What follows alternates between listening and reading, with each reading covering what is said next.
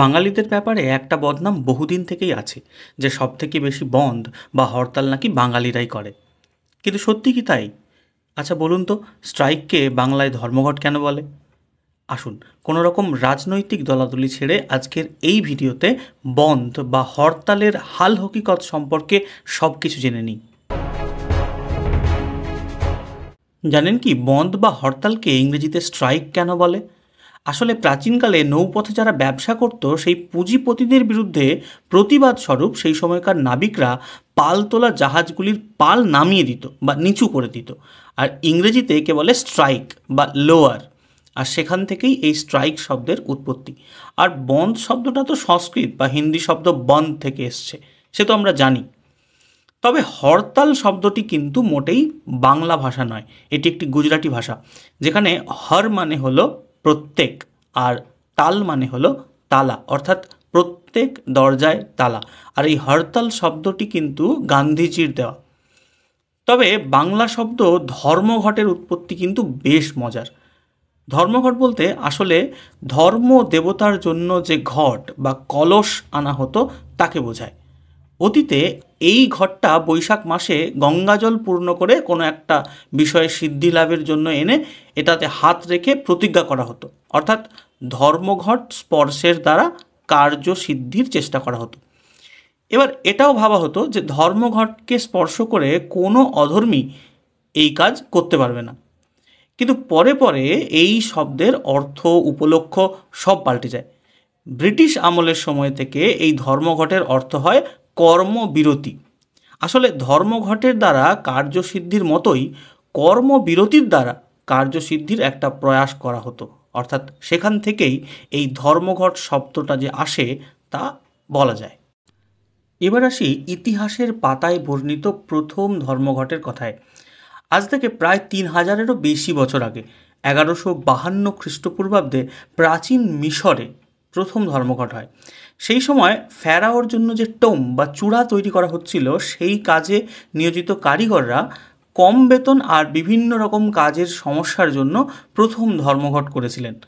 যদিও পরবর্তীকালে তাদের অবস্থা বর্তমান দিনের ধর্মঘটকারীদের মতন করা হয়েছিল কিনা সে বিষয়ে জানা যায় না। এবার আসি বাঙালি ও ধর্মঘট প্রসঙ্গে। বাঙালিদের সম্পর্কে একটা কথা হামেশাই বলা হয় যে বাঙালিরা আর কিছু পারুক আর না পারুক কথায় কথায় ধর্মঘট ডাকতে পারে। কিন্তু এই কথাটা মোটেও সত্যি নয়। তথ্য বলছে জাতি হিসাবে সবচেয়ে বেশি যারা ধর্মঘট করে তারা হলো ফরাসিরা। ধর্মঘট বিষয়টা তাদের কাছে নিত্য নৈমিত্তিক, মানে সামান্য কোনো কারণে, এমনকি দুপুরের খাবারের একটু গরমিল হলেই তারা হরতাল শুরু করে। কাজে বাঙালিদের সম্পর্কে এই যে অপবাদ তা মোটেই ঠিক নয়। এবার আসি একটানা সব থেকে বেশি দিন চলা ধর্মঘটের কথায়। কি ভাবছেন, 1 বছর বা 2 বছর ধরে চলেছিল? আজ্ঞে না, এই ধর্মঘট চলেছিল একটানা 28 বছর। হ্যাঁ, ঠিকই শুনছেন, 28 ইয়ার্স। ফিলিপিন্সের ফোর্ড মোটর কোম্পানিতে 1937 থেকে 1965 পর্যন্ত একটানা এই ধর্মঘট চলেছে। এই ধর্মঘটের নাম Ford's Highland Park black employees strike. আসলে ওই সময় কোম্পানিতে কৃষ্ণাঙ্গ কারিগরদের প্রতি যে অবিচার করা হতো তারই প্রতিবাদে হয়েছিল এই ধর্মঘট। আর 1965 সালে ফোর্ড কোম্পানি কৃষ্ণাঙ্গদের যে সমস্ত সুযোগ সুবিধা দিতে রাজি আগে ছিল না, সেটা যখন রাজি হলো তখন এই ধর্মঘট বন্ধ হয়। আর একটা ব্যাপার কিন্তু এখান থেকে লক্ষ্য করার মতো, সেটা হলো যে ধর্মঘট আর কারিগর এই দুটো শব্দ কিন্তু অঙ্গাঅঙ্গিভাবে জড়িত।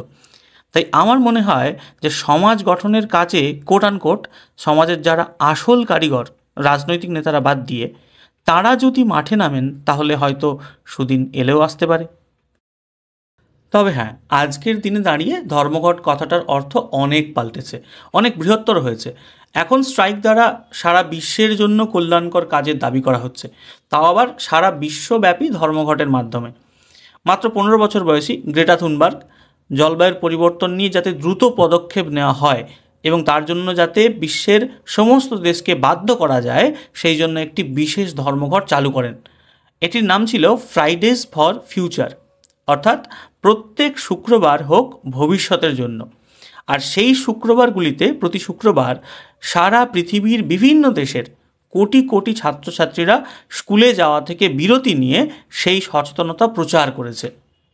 ধর্মঘট কতটা ভালো কি খারাপ আমি সেই যুক্তিতে যাচ্ছি না, কিন্তু সমাজ পরিবর্তনে ধর্মঘটের একটা অবদান আগেও ছিল, এখনও আছে। আপনারা কি মনে করেন কমেন্ট করে জানান। আর হ্যাঁ, চ্যানেলটা সাবস্ক্রাইব করতে কিন্তু ভুলবেন না। দেখা হচ্ছে আবার এক নতুন ভিডিওতে।